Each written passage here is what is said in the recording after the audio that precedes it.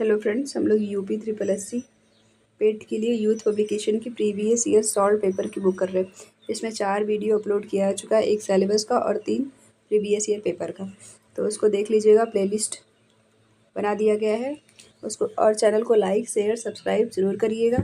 कल टेस्ट का video upload किया गया था, बहुत इंपॉर्टेंट क्वेश्चन थे उसमें जो हर बार रिपीट होते हैं। कुछ कूट वाले थे, कुछ मैचिंग वाले थे, कुछ वन लाइनर है। उसको देख के कमेंट बॉक्स में ज़रूर कमेंट करिएगा कितने मार्क्स आए हैं। स्टार्ट करते हैं इसको। ये एंशिएंट हिस्ट्री का पार्ट चल रहा है। इसमें इस बुक में वो सारे क्वेश्चन दिए गए जो यूपी ट्रिपल एस सी आयोग द्वारा पूछे गए हैं।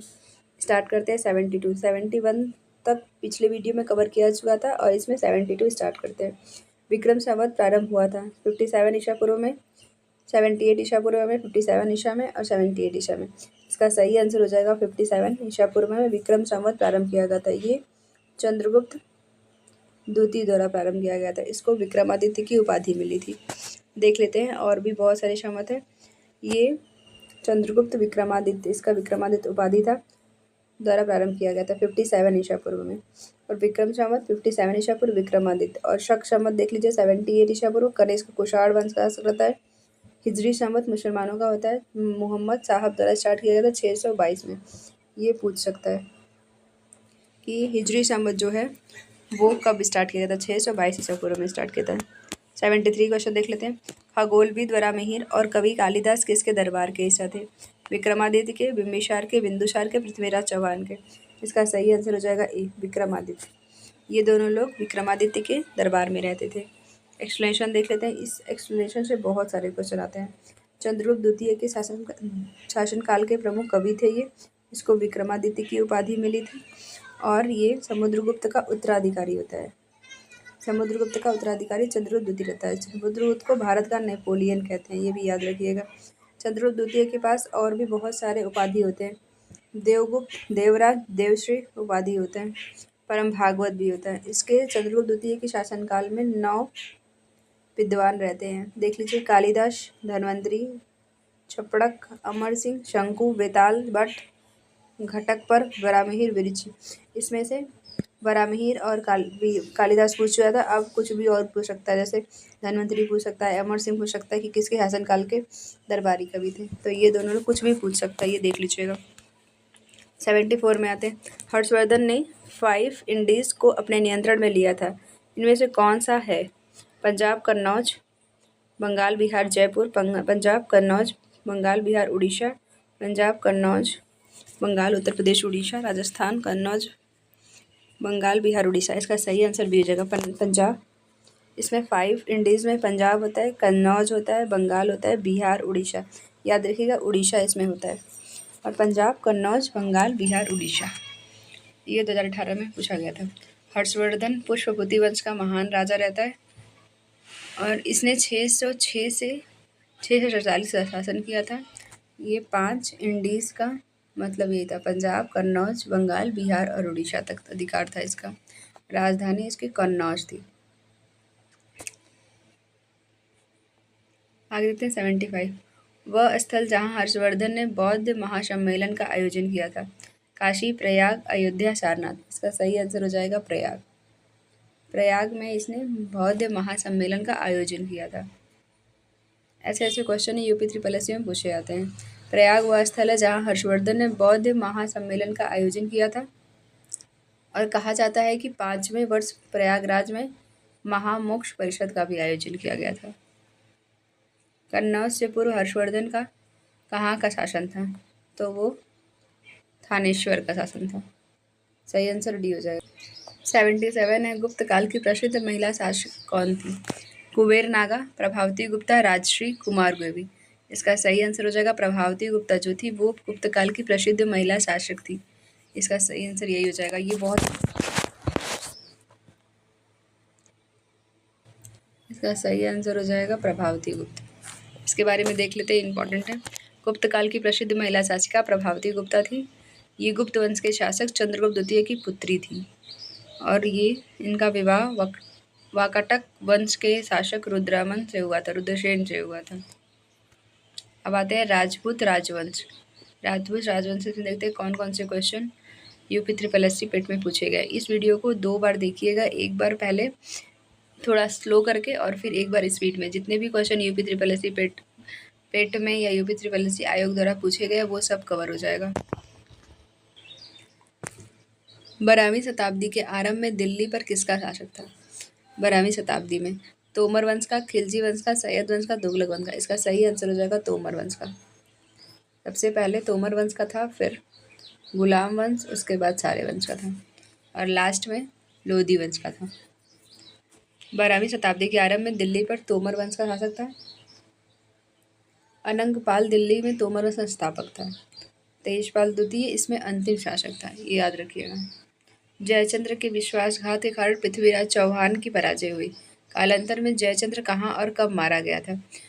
तराइन के युद्ध में 1192 में, कन्नौज 1194 में, चंदावर के युद्ध में। इसका सही आंसर है चंदावर के युद्ध में 1194 में मारा गया था। तराइन का पहला युद्ध 1191 में और 92 में तराइन का द्वितीय युद्ध होता है। 94 में मोहम्मद गोरी कन्नौज के शासक जयचंद्र पर आक्रमण करने के लिए भारत आया था और चंदावर नामक स्थान पर गोरी और जयचंद्र के बीच युद्ध हुआ और जयचंद्र में युद्ध पराजित हो गया था और उसी टाइम ये मारा गया। निम्न में से कौन से वंश भारत के दक्षिण भाग पर शासन नहीं किया? चेर, पांड्य, राजपूत, चोल। इसका सही आंसर राजपूत। ये दक्षिण भाग पर शासन नहीं किए थे।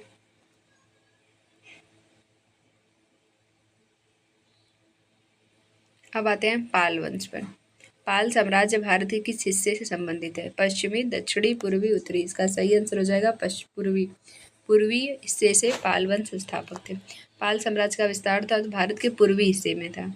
पाल साम्राज्य मध्यकालीन भारत के एक महत्वपूर्ण राजवंश थे और इस साम्राज्य की स्थापना गोपाल ने की थी और राजधानी मुंगेर थी इसकी।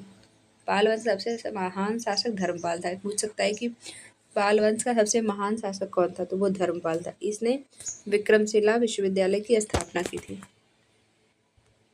पाल वंश का पहला शासक कौन था? देवपाल, गोपाल, महीपाल, रामपाल। इसका सही आंसर गोपाल। संस्थापक भी गोपाल होता है। सबसे महान जो होता है पाल वंश का वो धर्मपाल होता है। अब आते हैं दक्षिण भारत के राजवंश चोल, चालुक्य, पल्लव, संगम। इससे बहुत सारे क्वेश्चन मंदिर से पूछा जाता है। देखते हैं निम्नलिखित में से कौन सा शिव मंदिर चोल शासकों के संरक्षण में नहीं बनाया गया था? नटराज मंदिर, गणेश्वर मंदिर, पलाईवनाथर मंदिर, बृहदेश्वर मंदिर। इसका सही आंसर हो जाएगा बी, गणेश्वर मंदिर जो है सिन्नार का, वो चोल शासकों के संरक्षण में नहीं बनाया गया था।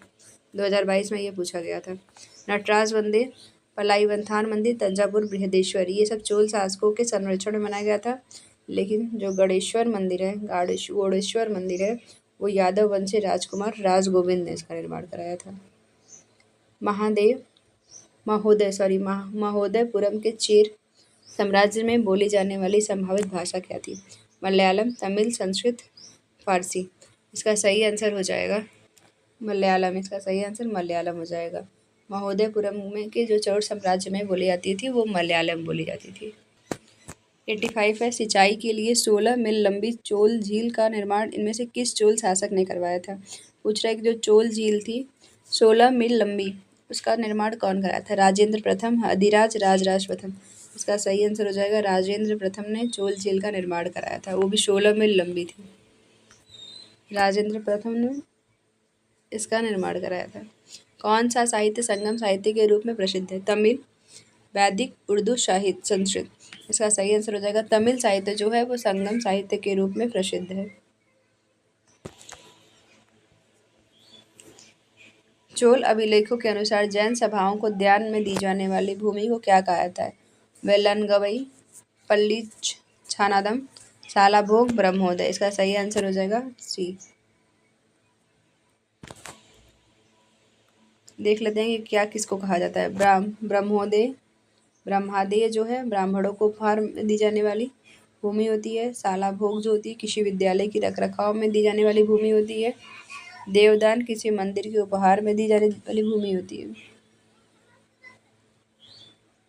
अब प्राचीन कालीन साहित्य एवं साहित्यकार, इसमें साहित्य है और उनके कौन रचयिता है, साहित्यकार है, वो इसका क्वेश्चन है। प्रसिद्ध संस्कृत ग्रंथ लीलावती किस विषय पर लिखा गया है? नागरिक शास्त्र, भूगोल, गणित, अर्थशास्त्र। इसका सही आंसर गणित होगा। लीलावती जो है वो गणित पर लिखा गया है और एक प्राचीन ग्रंथ है ये।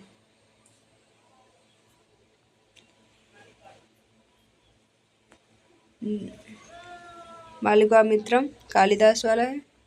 10 कुमार चरित्रम दांडी, और ये सब ये देख लीजिएगा ये बार। अभिज्ञान शकुंतलम किताब के लेखक कौन है? कालिदास है।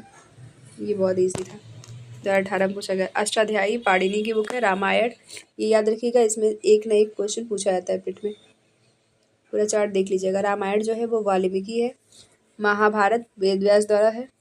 महाभाष्य पतंजलि। अभिज्ञान शकुंतलम कालिदास। रघुवंशम कालिदास। पंचतंत्र विष्णु शर्मा। कामसूत्र वात्स्यायन। सूर्य सिद्धांत आर्यभट्ट। बुद्ध चरित्र अश्वघोष। पृथ्वीराज रासो चंद्रवरदाई। गीत गोविंद जयदेव। ये पूरा चार्ट दिया गया है, इसको देख लीजिएगा, 2-3 बार देखेंगे सब लर्न हो जाएगा। कादम्बरी के लेखक कौन है? कालिदास, कौटिल्य, बाढ़, हर्ष। इसका है सही आंसर हो जाएगा हर्ष। सॉरी, इसका सही आंसर हो जाएगा बाढ़। कादम्बरी के लेखक जो है वो बाढ़ है। डी ऑप्शन सही हो जाएगा। कादम्बरी संस्कृत साहित्य का एक आख्यायिका है। इसके रचनाकार बाणभट्ट है। इन्होंने बाणभट्ट की रचना है हर्ष चरित्र। विशाख दत्त द्वारा लिखित मुद्राराक्ष कौन सी भाषा में लिखा गया? तमिल, पाली, संस्कृत, हिंदी। इसका सही आंसर हो जाएगा संस्कृत। ये पूछा जाता है कि मुद्राराक्षस किसकी बुक है? विशाख दत्त की। मेगास्थनीज जिसने भारत के बारे में प्रसिद्ध ग्रंथ इंडिका लिखी है, वो मूल रूप से किस देश का निवासी है? वो ग्रीस का निवासी है। और ये मेगास्थनीज जो है चंद्रगुप्त मौर्य के दरबार में आया था। अब आते हैं प्राचीन कालीन स्थापत्य कला, चित्रकला, संगीत। प्रसिद्ध विरूपाक्ष मंदिर कहाँ पर है? हेलोवीड में, हम्पी में, पापनाशम में, बादामी में। इसका सही आंसर हो जाएगा हम्पी में है। कर्नाटक में हम्पी पड़ता है। तुंगभद्रा नदी के किनारे स्थित है ये, और इसको यूनेस्को के विश्व धरोहर सूची में शामिल किया गया है। विरूपाक्ष भगवान शिव को समर्पित है। खजुराहो समूह के प्रसिद्ध स्मारक किस राज्य में है? ये मध्य प्रदेश में है। खजुराहो के मंदिर का निर्माण 900 से 1130 ईसा पूर्व में चंदेल राजाओं द्वारा कराया गया था। मंदिर एलोरा महाराष्ट्र में स्थित एक प्राचीन हिंदू मंदिर है जो चट्टानों को काट कर बनाया गया है। कौन सा इसमें? पतालेश्वर, भैरव, दूधनाथ, कैलाश। इसका सही आंसर है कैलाश। कैलाश एक मंदिर है, एलोरा गुफाओं में स्थित है। ये महाराष्ट्र में है और इसका निर्माण 8वीं शताब्दी में राष्ट्रकूट राजा कृष्ण प्रथम द्वारा कराया गया था। कैलाशनाथ मंदिर। मथुरा कला स्कूल का ओपनिंग शिखर पर पहुंचा था? वैदिक कला में, मौर्य कला में, मुगल काल में, कुषाण काल में। इसका सही आंसर जाएगा कुषाण काल में मथुरा कला। अब हिस्ट्री के एंशियंट हिस्ट्री, प्राचीन इतिहास था। एंशियंट हिस्ट्री वो खत्म हो चुका है इस बुक से। अब इसके बाद मिडेवल हिस्ट्री, मध्यकालीन इतिहास को स्टार्ट किया जाएगा। अच्छा लगा होगा तो लाइक, शेयर, सब्सक्राइब जरूर करिएगा और इस वीडियो को 2 से 3 बार देखिएगा। टेलीग्राम चैनल को ज्वाइन कर लीजिएगा।